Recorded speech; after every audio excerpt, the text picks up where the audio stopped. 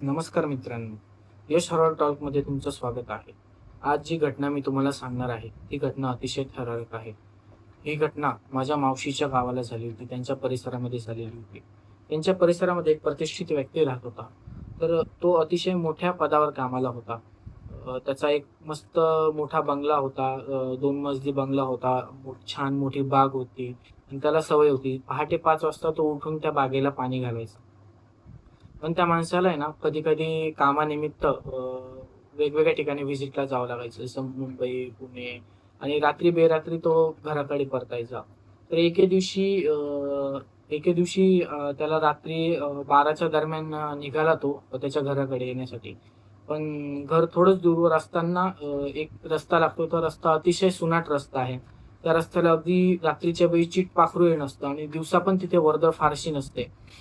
दुतर्फी एकदम घनदाट झाडं आहे आणि एक वळणशील रस्त्यावर तो माणूस येत असतो. पण अचानक त्या माणसाचा ॲक्सिडेंट होतो आणि इतका भयानक तो ॲक्सिडेंट होतो, की अक्षरशः त्या माणसाचे त्या ॲक्सिडेंटमध्ये जागीच मृत्यू होतो.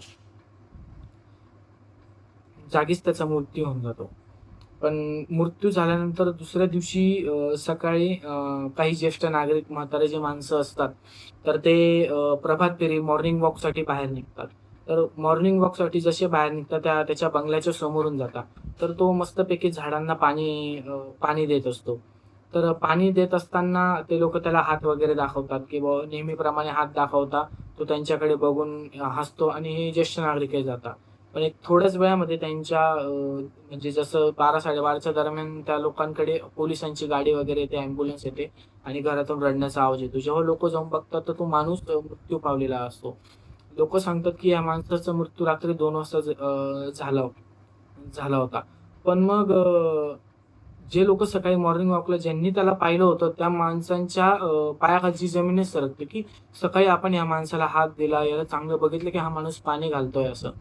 तर मग ठीक आहे, त्या लोकांनी एवढं मनावर घेतलं नाही. पण मग थोड्या दिवसांनी असा त्रास सुरू झाला, की जेव्हा ते मॉर्निंग वॉकसाठी ते ज्येष्ठ नागरिक निघायचे, तर तेव्हा किंवा माणसं निघायचे, तर त्यांना तो तिथे पाणी घालताना दिसायचा.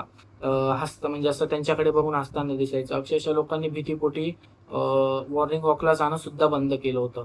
मग थोडे दिवस असं नंतरून घरातल्या लोकांना थोडा त्रास व्हायला लागला. जसं की रात्रीच्या वेळी अचानक घरामध्ये आवाज यायचा आणि असा आवाज यायचा, की "मला भूक लागली पटकन जेवायला तयार करा." मला अतिशय जोराने भूक लागली. पटकन मला जेवण तयार करून आणा.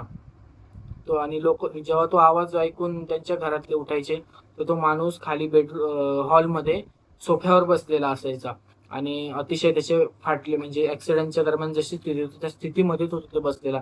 त्याला पूर्ण अंगाला लागलेलं.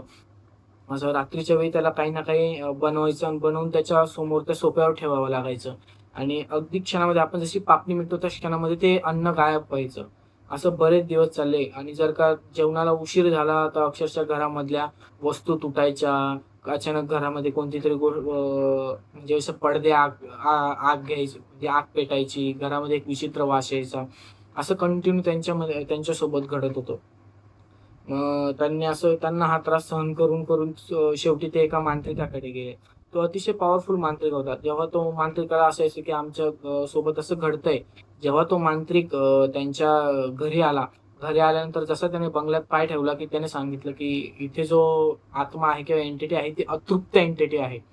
जिला हे भेटलेलं नाहीये. तिची इच्छा पूर्ण झालेली नाही. अतृप्त आहे ती. मग तो जातो. मग तो सांगतो, की घरामध्ये कोणीच यायचं नाही. मी एकटा घरामध्ये जाणार. तो मांत्रिक घरामध्ये एकटा जातो. तो त्याच्याप्रमाणे रिंगण वगैरे आखतो. आखल्यानंतर घरामध्ये पूजेला सुरुवात करतो. पूजा सुरुवात केल्यानंतर बराच वेळ पूजा चालते. नंतरून तो मांत्रिक बाहेर येतो. बाहेर आल्यानंतर तो मांत्रिक सांगतो, की मी पूजा घातल्यानंतर तो माझ्या समोर आलेला. मी त्याला विचारलं, की "तू इथून जात का बरं नाही?" तो म्हणाला, की "माझी जेवणाची इच्छा तर पूर्ण राहिली होती. पण ती इच्छा माझी पूर्ण झाली जेवणाची. आता माझी कोणतीही इच्छा नाही. पण मी ह्या चक्रामध्ये अटकलेलो आहे. कारण की माझा मृत्यू व्हायला अजून बरेच वर्ष बाकी होते.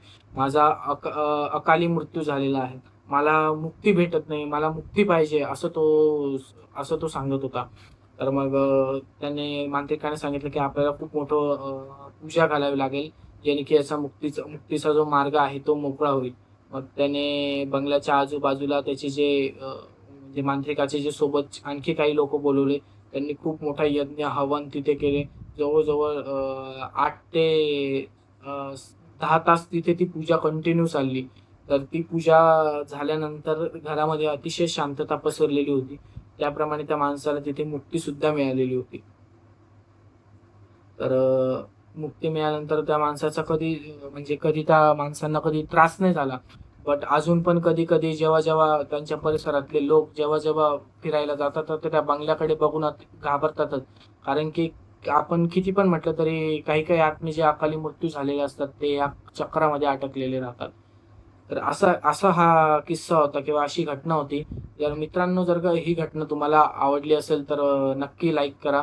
YouTubeवर बघत असाल तर नक्की पेजला माझ्या सबस्क्राईब करा आणि Instagramवर बघत असाल तर माझ्या पेजला नक्की फॉलो करा. आणि जर काही किस्सा तुम्हाला आवडला असेल तर मला कमेंटमध्ये नक्की सांगा. आणि तुमच्याकडे असे काही किस्से असतील तर मला कमेंटमध्ये नक्की सांगा. आपण ते किस्से YouTubeवर सांगण्याचा नक्की प्रयत्न करू.